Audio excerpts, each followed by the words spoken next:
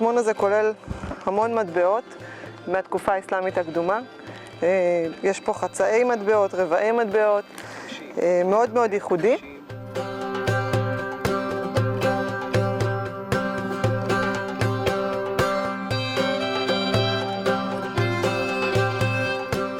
מטבעות זהב מעידים על סחר בינלאומי, שכנראה היה פה בתקופה הזאת ופרח, מכיוון שבאירופה בתקופה הזאת הסחר הבינלאומי והשימוש במטבעות זהב דועך.